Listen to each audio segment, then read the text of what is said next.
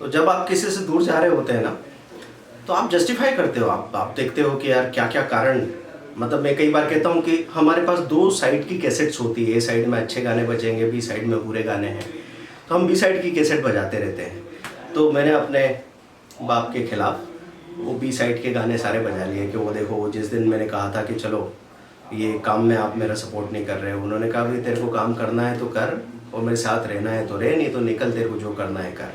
मेरे को आग लगी, मैंने मेहनत की, तो सक्सेस सामने आ गई। तो मैं कहता हूँ ना कि अपनों की तो ठोकर में भी दुआएं होती है। फिर जब मैं उनसे बहस कर रहा था कि नहीं हम लोग सही हैं और फैमिली डिफरेंसेस में मैं बता रहा हूँ कि मेरी बीवी भी मतलब ठीक ही है, तो उन्होंने कहा अरे भैया तू उसको अपनी बात करने दो, तू मत वकालत कर उसकी। फिर मेरे को आग लगी। फिर मैंने एक बार कहा कि वो मैं थोड़ा सा सोच रहा था कि मैं थोड़ा सा अलग चला जाऊँ, पर मुझे आप लोगों की चिंता है तो मैं वही सोचता रहता हूँ। तो बोले नहीं, हमारे लिए परेशान होने की ज़रूरत नहीं, हम अपने आप को संभाल लेंगे। अब क्या आप अपनी पिक्चर में अपने हीरो बन के घूमते रहते हो और अब उस पिक्चर को कोई हिला दे तो आप सचमुच हिल जाते हो ऐसे मौके पे। तो ऐसे में मैं पहले बाहर गया, अपनी कंबाइंड फैमिली से बाहर निकल के, और फिर मैं जब मुंबई शहर आ रहा था तो वो छोड़ने को आए, और गलती से मैंने उनकी आंखों में देख लिया, और बी साइड की कैसेट बंद। वो आपको वो पल सब कुछ समझा देता है। हाँ, ठीक है। तो ये जो दूरी होती है ना, ये आपको हमेशा बता सकती है कि आपको किस चीज़ की ज़रूरत है, वो सच में है कि नहीं। और वहाँ आप आराम से महसूस कर सकते हो। एक्चुअली लॉजिकल होने की ज़रूरत है। मैं लॉजिकली ये बात समझता हूँ कि अगर मैं अपना काम करता हूँ, मैं अपने प्रोफेशन में हूँ, तो पता नहीं कितने टटपुंजे लोगों की बातें मुझे सुननी पड़ती है, सहनी पड़ती है और भूल जानी पड़ती है। और मैं अपने माँ बाप की बातों को, अगर सच में हिसाब लगाने की बात है, अगर आपको गणित आता है, तो आपको वो चार जो आप हाथ से याद रखते हो अपने दिमाग में, उसके साथ 400 चीज़ें हैं। तो एक बच्चा जो खड़ा भी नहीं हो सकता था, बोल भी नहीं सकता था, उसको धीरे धीरे धीरे धीरे भीतर से खड़ा करना, इसके लिए हर माँ बाप पूरा एफर्ट लगाते हैं और उनको इंसान के बतौर। कई बार क्या होता है, फैमिलीज़ में सवाल उठते रहते हैं, जब हम अपने माँ बाप को पूछ लेते हैं क्या किया आपने। तो मैं खुद ही मतलब मजाक में बोल चुका हूँ, मैं एक्चुअली क्या है, आदर में बहुत ज़्यादा यकीन नहीं करता, मैं प्यार में यकीन करता हूँ, क्योंकि आदर एक दूरी क्रिएट कर देता है। प्यार ने मुझे इस लायक बनाया है कि मैं समझ सकूं कि जैसा मैं इंसान हूं वैसे वो इंसान है। आखिरी सांस तक उनको एक्सेप्टेंस चाहिए, आखिरी सांस तक उनको हमारे करीब होने की, दिल से करीब होने की ज़रूरत है। और क्या चाहिए माँ बाप को, तो मैं ये देख रहा था कि मैंने ऐसे मजाक में बोल दिया उनको कई बार कि अरे मैंने कोई पैदा होने का एप्लीकेशन दिया था क्या, आप मज़े कर रहे होंगे तो आ गए हम। खैर, बात बोलने की तरीके में फ़र्क है कि आप किस इरादे से चीज़ें बोलते हैं। जैसे आपका दोस्त आपको कमीना बोलता है तो आपको कॉम्प्लीमेंट लगता है, और कोई ऐसा इंसान जिस पर आपको भरोसा नहीं हो, या आपको पता है कि उसके साथ डिफरेंसेस है, वो ज़रा सी कोई बात इधर से उधर कर दे, आपको आग लग सकती है। तो मैंने अपने माँ बाप को वैसे जज करना धीरे धीरे कब छोड़ा, जब मैं बाहर निकला, हज़ारों लोगों से मिला। मैं इंदौर से कन्याकुमारी बाइक पे गया, सूरत से विशाखापट्टनम ट्रेलर में गया, ट्रेन पे मैंने हज़ारों किलोमीटर की यात्रा की, पता नहीं कितने लोगों से मेरा इंटरेक्शन हुआ होगा। और बाहर जाके एक ही चीज़ समझ में आई कि आपका एक यूनिक परिवार होता है जिसके एक हिस्से को भी आप रिप्लेस नहीं कर सकते। कभी कभी सोचता हूँ मैं कि ये जो बेफिक्री या लापरवाही का नाटक मैं करता हूँ कहाँ से आ रहा है। तो मुझे पता लगता है कि यार मेरे पास एक पेरेंट नहीं 5 पेरेंट थे। मतलब मेरे माँ बाप तो थे ही, 3 बड़े भाई बहन थे, तो शायद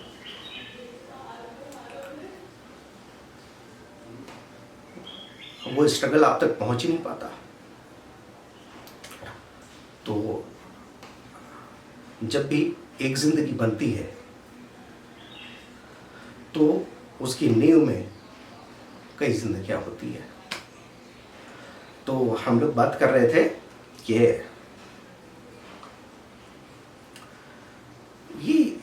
एक बार मैं अपने दोस्त के साथ बैठा था, तो वहाँ पे बात चल रही, मैंने कहा यार मेरा अपने माँ बाप से बहुत अटैचमेंट है। उसने एक तमाचा मुझे मारा बातों से, उसने कहा किसको नहीं होता है, और मैं ज़मीन पे आ गिरा। तो सबको प्यार होता है, अपने माँ बाप से सभी को प्यार होता है।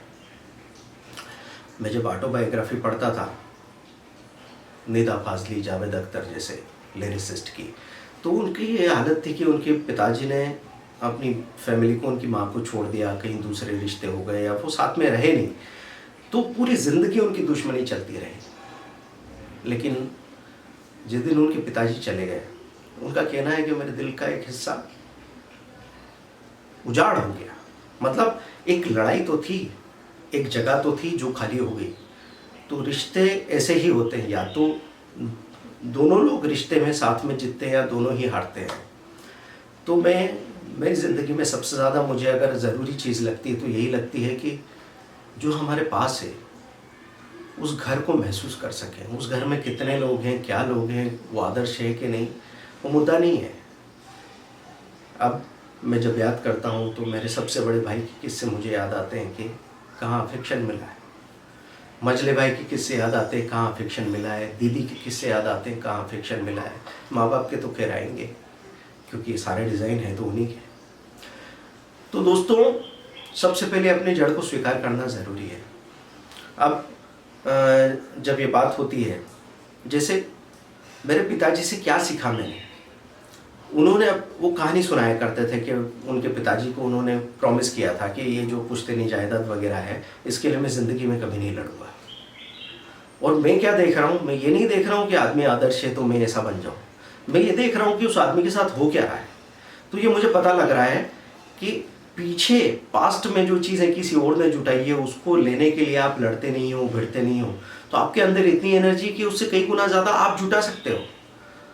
तो अब हुआ उनके साथ ये कि उन्होंने अपने दम पे बना लिया, पैसा बनी गया उनके पास, और ऊपर से वो जो हिस्सा मिलना चाहिए था वो भी अपने आप मिल गया बगैर कुछ कहे सुने। तो जिंदगी के अपने खेल निराले। तो वहीं मैं ये कहना चाह रहा था कि ये जो मोर देन इनफ वाली थ्योरी थी मेरे पिताजी की, अब वो पिताजी अभी पैरालिसिस में है। लॉकडाउन में मैं उनको मिल नहीं पा रहा, मतलब पिछले 3-3.5 साल से वो बिस्तर पे हैं। और जब वो बिस्तर पे आ गए ना, तो मैं भी घुटनों पे आ गया। मतलब कभी कभी आदमी को ये लगने लगता है कि वो सब कुछ कर सकता है, कभी कभी लगता है कि अपोनिच भगवान है, पर अपन कुछ भी नहीं है। जब आप जिस इंसान को तकलीफ़ में नहीं देख सकते, उसको अगर वक्त तकलीफ़ में डाल दे, तो आपको एकदम सोचना पड़ता है कि ये क्या हुआ और तू क्या कर सकता है। तो बस मैं कुछ नहीं कर सकता था, मैं बस हर 1.5 महीने 2 महीने की गैप से उनके पास जाता रहा, उनको या तो अपने पास लाता रहा। हमने बहुत अच्छा वक्त गुजारा। और ये बात है कि कभी भी इस पूरी ज़िंदगी में ये कभी नहीं हो सकता कि हमने कुछ दिया हो और उन्होंने लिया हो। बिस्तर पर रह के भी ये पता लगता है कि दे तो वही रहे, क्या देते हैं। ये जो छाँव होती है ना, मैं भी अपनी कहानी बना सकता हूँ कि भाई एक समय ऐसा आया था कि उनकी पेंशन भी नहीं आ रही थी, मैं भी नहीं कुछ कमा रहा था, थोड़ी परेशानी का वक्त था। तो मैं बोल दूं कि यार मैंने बहुत समझ नहीं आ रहा था, मेहनत की, स्ट्रगल की, संघर्ष किया। अरे जिंदा रहने में क्या संघर्ष करना,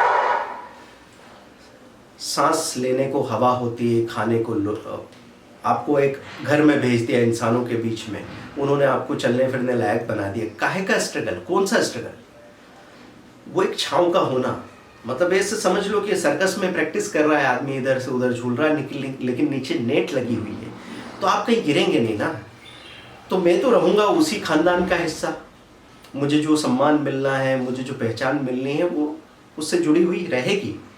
और जब मेरे साथ कुछ हो जाएगा तो मुझे यकीन है कि वो सब लोग हैं संभालने को। जो आज भी 1200 किलोमीटर दूर, पहले भी मुझे लगता था कि रहने को तो 1000 किलोमीटर दूर थे जब मेरे माँ बाप, तब भी मैं उनसे कनेक्टेड था। और एक वक्त ऐसा भी आया कि एक छत के नीचे भी कनेक्टेड नहीं था, लूज हो गए थे कनेक्शन। और अब वापस जब मुझे पता चला है कि मुझे चाहिए, अब कोई रीज़न नहीं लगता इसके लिए। जब कोई इंसान आपको पूरा करता, उसके लिए कोई रीज़न नहीं चाहिए, बस वो चाहिए। याद में चाहिए, ख्याल में चाहिए, सामने चाहिए, जहाँ हो सके पॉसिबल। वहाँ जब आपको मालूम पड़ जाता है ना, तो आपको सहने की वजह मिल जाती है आराम से। मतलब कोई छोटी मोटी चीज़ें हो जाए तो आप उसको गिनते नहीं बैठते। तो हमेशा फैमिलीज़ में मैं देखता हूँ कि 2 परिवार मिल जाते हैं, तो वो परिवार एक तब तक नहीं हो पाते जब एक मियाँ बीवी दोनों हैं, हस्बैंड वाइफ है। तो हस्बैंड समझ रहा है ये परिवार जो मेरा है वो मेरा है, और बीवी समझ रही जो मेरा परिवार है वो मेरा परिवार है, तो मिलके कभी एक परिवार बन नहीं पाता। मेरी शादी में मुझे एक ही चीज़ अच्छी लगी है कि मुझे लगा कि मेरी बीवी का परिवार मेरा परिवार है, और मेरी बीवी को लगा कि मेरा परिवार उसका परिवार है। देखो, ये तो नहीं हो सकता इम्प्रैक्टिकली कि अपने को भूल के और दूसरों में ही घुस जाओ, सामने वाले परिवार को नए परिवार के ही हो जाओ, ऐसा नहीं होता।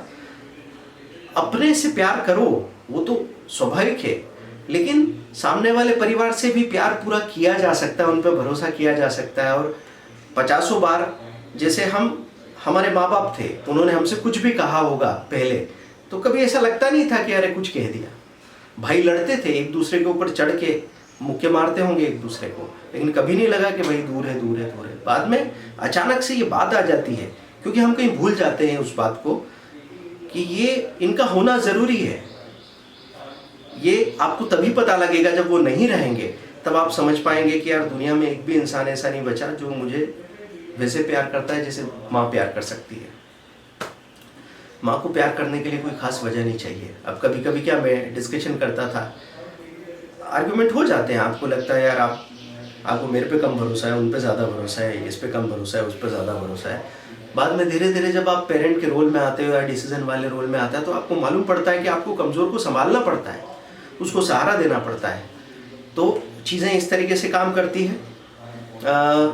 मैं अपने माँ बाप को आज भी कुछ दे सकूं, इतनी औकात नहीं बन पाई मेरी। मुझे उनसे पैसों के मामले में भी कुछ नहीं चाहिए, लेकिन जो कुछ दिया है वो मुझे ये पक्का पता है कि उनकी ब्लेसिंग्स, उनका सपोर्ट, उनका साथ, या वो जो एहसास देते हैं आपको अपना होने का, उसकी वजह से सब कुछ हो पाता है। तो माँ बाप को क्या चाहिए हमसे? अब जैसे मेरे पिताजी हैं, क्लास 2 ऑफिसर रहे, रिटायर्ड हुए, उनके पास इतनी पेंशन आती है कि वो खुद को नहीं, अपने एक आध बच्चे को पाल ले तो उनके लिए पॉसिबल है। लेकिन असल बात ये है कि उनको चाहिए हमसे हौसला, उनको चाहिए इस बात का एहसास कि ज़िंदगी में जो कुछ उन्होंने किया है वो ज़रूरत से ज़्यादा ही था। उन्होंने जो कुछ किया है सही किया है, और मैं इस बात के लिए कतई राज़ी नहीं हूँ कि इंसान गुजर जाए, उसके बाद उनकी तस्वीरों पे हार चढ़ाता रहूँ और बताऊँ कि मैं उनको याद करता हूँ। तो जीते जी मैं अपने